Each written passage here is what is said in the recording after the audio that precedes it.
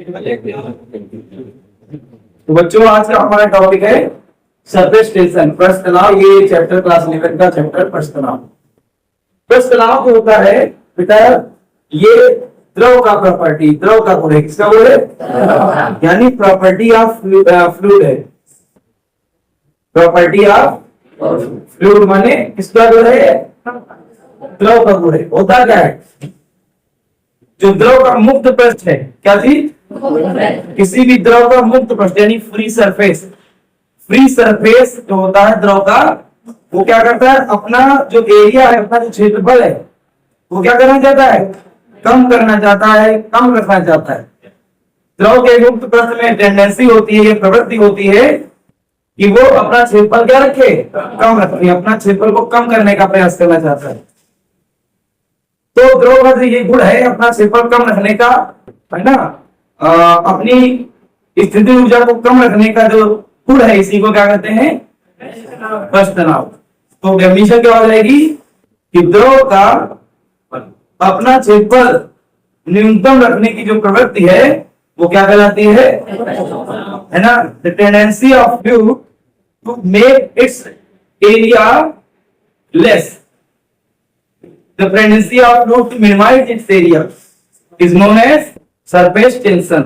माने द्रव का अपने मुक्त पृष्ठ का क्षेत्रफल कम करने की प्रक्रिया, जो सिकुड़ना चाहेगा, द्रव का मुक्त पृष्ठ क्या करना चाहता है? सिकुड़ना चाहता है, सिकुड़ कर को अपना क्षेत्रफल कम रखना चाहता है। यही क्या कहलाता है? पृष्ठ तनाव, सरफेस टेंशन। आगे मैं बताऊंगा सरफेस टेंशन की डेफिनेशन। एक कंसेप्चुअल डेफिनेशन हो गई कि द्रव का मुक्त पृष्ठ अपना क्षेत्रफल न्यूनतम रखने की कोशिश करता है, न्यूनतम रखने की प्रवृत्ति रखता है, सिकुड़ना चाहता है, यह गुण द्रव का पृष्ठ तनाव कहलाता है। अब इसकी परिभाषा हम दे सकते हैं, इसकी डेफिनेशन दे सकते हैं फार्मूला के बेसिस पर।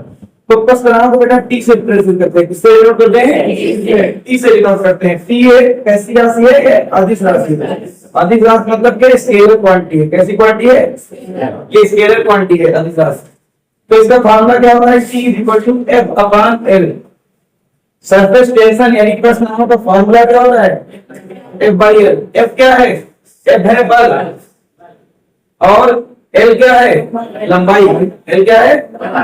तो इस फार्मूले के बेसिस पे हम इसकी डेफिनेशन देंगे, लेकिन पहले हम इसका यूनिट बना लेते हैं। क्या बना लेते हैं? यूनिट दे देंगे हम सरफेस टेंशन का और डायमेंशनल फार्मूला बना लेते हैं। तो यूनिट कितना होगा? बल का मात्रक कितना होता है? बल का यूनिट मीटर। बल का यूनिट कितना होता है? और लंबाई का यूनिट क्या होता है? मीटर। क्या बन जाएगा? न्यूटन प्रति सरफेस टेंशन का यूनिट हो गया न्यूटन प्रति मीटर। अब इसकी डायमेंशन से इसकी बीमा बना लीजिए। क्या बना लीजिए? बीमा। बीमा। तो बच्चों बल की बीमा आपको याद होगी। बल की बीमा सबको याद है? बोल दो एक बार सब लोग। बल की बीमा ml t माइनस 2। ये बल की बीमा है बेटा, ये ऊपर रख दो। ml t माइनस 2 और अपान में कितना? मास। अपान में क्या है? मास नहीं है, लेंथ है। लेंथ की क्या होती है? l। तो बेटा l कैंसिल हो जाएगा, ml और l कैंसिल हो जाएगा। कितना बचेगा? mt minus 2। तो सब बच्चों को याद होना चाहिए सरफेस टेंशन का डायमेंशन कितना होता है? Dimension of surface tension is mt minus 2, right? mt minus 2 ये बीमा होती है, याद रहेगा। अब बच्चों को थोड़ा इसकी डेफिनेशन पे चलते हैं। इस फार्मूले के बिहार पे इसकी डेफिनेशन क्या बनी है वो हम देखेंगे। इस फार्मूले के बिहार पे डेफिनेशन, ठीक है बेटा? तो आइए हम डेफिनेशन इसकी देखते हैं। देखो सपोज करो ये कि द्रव का मुक्त पृष्ठ, क्या ये द्रव का? Suppose this is the free surface of fluid. क्या? फ्री सरफेस ऑफ फ्लूइड माने मुक्त पृष्ठ। किसका मुक्त पृष्ठ? द्रव का मुक्त पृष्ठ। बेटा द्रव का मुक्त पृष्ठ, इसमें बहुत सारे क्या होंगे? अणु। क्या होंगे? हर एक पदार्थ में भैया अणु होते हैं, और अणु के बीच में क्या लगता है? आकर्षण बल लगता है। क्या लगता है? आकर्षण बल। वो ससंजक बल की तरह काम करता है। किसी तरह काम करता है? और पृष्ठ तनाव भी ससंजक बल ही एक प्रकार का है। देखिए तो पृष्ठ तनाव भी किसके कारण होता है? ससंजक बल के कारण होता है। तो होता ही है कि मान लो कि ये अणु है, तो ये अणु, वैसे तो बहुत सारे अणु होंगे, मैंने थोड़े अणु बनाए। ये इसको क्या करेगा, आकर्षित करेगा, ये इसको आकर्षित करेगा, ये इस पर बल लगाएगा, ये इस पर बल लगाएगा, और ये इस पर बल लगाएगा, और ये इस पर बल लगाएगा। सारे अणु ग्रुप पर लगाएंगे और बहुत सारे अणु वो सब पर लगाएंगे। एक काम करो, एक आप काल्पनिक रेखा खींचो। क्या कर लो, काल्पनिक रेखा ये खींच भैया, ये काल्पनिक रेखा खींच दिया। काल्पनिक रेखा के उधर के अणु काल्पनिक रेखा के इधर के अणु को क्या करते हैं, आकर्षित करते हैं। क्या करते हैं, आकर्षित करते हैं। तो देखोगे तो आप एक बल लग रहा है, लग रहा है बल की नहीं लग रहा, ये बल लग रहा कि नहीं लग रहा। ऐसा इसी बल से हम डेफिनेशन दे देंगे पृष्ठ तनाव की, है ना, इसकी डेफिनेशन दे देंगे। क्या डेफिनेशन दे देंगे, पृष्ठ तनाव का इस फार्मूला लिखा था T = F/L लिखा था। तो यहाँ से असल लंबाई को एकांक कर दो, लंबाई को क्या कर दो, लंबाई को यूनिट कर दो, 1 कर दो, 1 मीटर कर दो। तो टेंशन किसके बराबर आ जाएगा, सरफेस टेंशन। अब ये 1 होता है तो T किसके बराबर हो जाएगा, F के बराबर है। सरफेस टेंशन किसके बराबर है, फोर्स के बल के बराबर है। बोलो किसके बराबर है, बल के। कब, जब ये जो रेखा है जो मैंने बनाई है, इस रेखा की लंबाई क्या हो, एकांक।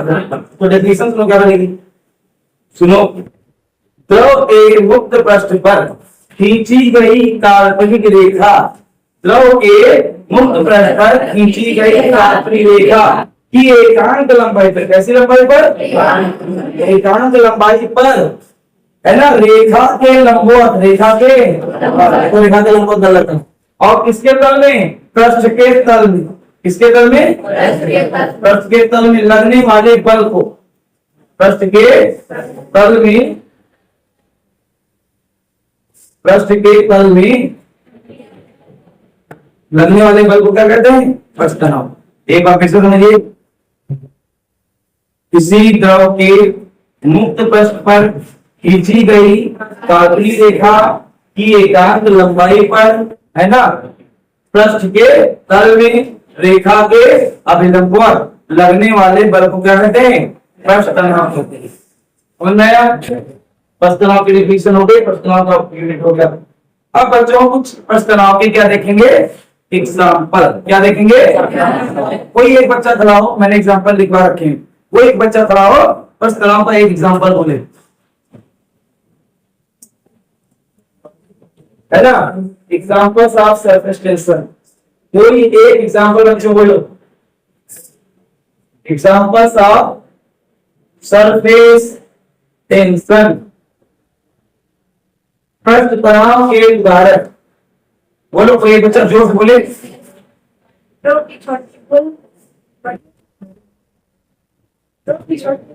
बोल, बड़ी कौन शक्ति होती है, यस सिद्धम। बैठ जाइए। इन्होंने बताया, एक एग्जाम्पल लिया कि द्रव की कैसी बूंद, द्रव की छोटी बूंद क्या होती है, गोल होती है।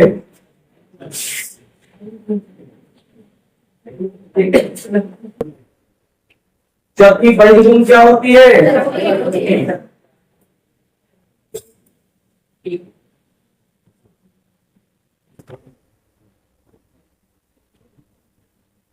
बड़ी बूंद चपटी होती है। कहने का मतलब है, the small drop of fluid is always spherical, whereas the larger drop of fluid is elliptical। माने बूंद छोटी है तो ऐसी होगी, माने गोल होगी, राइट। लेकिन अगर जो बूंद बड़ी हो तो कैसी होगी, कैसी होगी, इलेक्ट्रिकल चपटी होगी। बच्चों समझ आ रहे हो, छोटी बूंद गोल क्यों होती है और बड़ी बूंद चपटी क्यों होती है, आइए इसको समझते हैं। सरफेस टेंशन के कारण होती है, किसके कारण, द्रव की छोटी बूंद गोल होती है सरफेस टेंशन के कारण। आइए समझते हैं। देखिए, कोई भी बूंद है, कोई भी क्या है, उस पे बेटा दो बल लगते हैं। कितने बल लगते हैं, एक बेटा बल लगता है गुरुत्वाकर्षण बल, यानी गुरुत्व बल कहे ज्यादा अच्छा है। एक गुरुत्व बल और दूसरा क्या होता है, पृष्ठ तनाव बल। प्रत्येक बूंद में कितने बल लगते हैं, कौन कौन से, गुरुत्व बल और, वेरी गुड। पृष्ठ तनाव बल के कारण सिकुड़ना चाहती है, प्रस्तनाव बल के कारण क्या घटना जाती है, ठीक है। और गुरुत्व बल के कारण वो अपना गुरुत्व केंद्र न्यूनतम रखना चाहती है, तो गुरुत्व बल के कारण क्या करना चाहती है, गुरुत्व बल के कारण गुरुत्व केंद्र न्यूनतम ऊंचाई पर रखना चाहती है। समझ नहीं, कैसे समझो, ये मैंने एक बूंद पानी बनाया ऐसे और एक बूंद बनाई ऐसे, और ये मैंने ऐसे लाइन खींच दी, तो मैं इसका गुरुत्व केंद्र बात करूं, इसकी ऊंचाई कितनी है, ज्यादा कि नहीं ज्यादा है, और इसकी ऊंचाई क्या है, इसकी ऊंचाई क्या है, कम है। तो गुरुत्व केंद्र किसकी ऊंचाई, किसका गुरुत्व केंद्र कम ऊंचाई पर होगा, केंद्र से, केंद्रीय, मतलब इसका जिसकी ऊंचाई कम होगी गुरुत्व केंद्र भी तो उसका कम ऊंचाई पर होगा, बोलो। तो यहाँ पर जो है गुरुत्व केंद्र की ऊंचाई कम है और यहाँ पर गुरुत्व केंद्र की ऊंचाई क्या है, लेकिन ये गोल इसलिए है क्योंकि इसमें प्रस्थ तनाव बढ़ जाता है। कौन सा बढ़ जाता है, ये गोल इसलिए इस पर प्रस्थ तनाव बढ़ जाता है ना। गुरुत्व बल कम है, गुरुत्व बल क्या है, लेकिन ये चिपटी क्यों है, क्योंकि इस पर गुरुत्व बढ़ जाता है। कौन सा बढ़ जाता है, और तनाव बल क्या है, इसमें गुरुत्व बल ज्यादा है और तनाव बल से, इसमें गुरुत्व बल ज्यादा है बस तनाव बल से। जो चिपटी है गुरुत्व के कारण वो चिपटना चाहेगी, वो अपना गुरुत्व केंद्र कम ऊंचाई पर रखना चाहेगी, और इतना बड़ा हो तो गुरुत्व केंद्र ऊंचाई नहीं चला जाएगा। बस तनाव बल इसमें क्या है, तनाव बल ज्यादा है, किससे ज्यादा है, बोलो, गुरुत्व बल से। इसलिए बच्चों ये गोल क्या होती है, बस तनाव, यानी स्मॉलर ड्रॉप ऑफ फ्लूइड, ठीक है, is spherical but larger drop of fluid is elliptical, you know elliptical, चिपटी, और spherical माने गोल। तो समझ में आ गया, नहीं समझ आएगा, elliptical क्यों है, क्योंकि इसका गुरुत्व बढ़ जाता है प्रस्तनाव से, और एक गोल क्या है, प्रस्तनाव बढ़ जाता है, ठीक है। तो ये एग्जांपल था, इसका एग्जांपल प्रस्तनाव था। बच्चों को ये एग्जांपल बताओगे, क्या कोई और एग्जांपल बताओगे, एक मिनट, कोई एक बच्चा बताओ,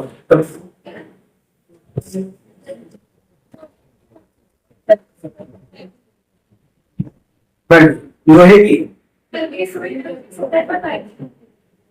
इसके अलावा दूसरा और बोली, और दूसरा बोली, हाँ। देखिए ये सारे एग्जांपल जो आपने बताए वो सब प्रस्तनाव के, बैठ लीजिए, सारे प्रस्तनाव के उदाहरण है। जैसे कि क्या बताया कि जो कपूर होता है यानी कैंफर, कैंफर क्या होता है, जल की सरफेस, वाटर की सरफेस पे क्या रहता है, वो नाचता रहता है, डांस किया करता है, जिगजैग मोशन में मूव करता है, बोलो। इसके कारण सरफेस टेंशन के कारण, इसके अलावा क्या बताया,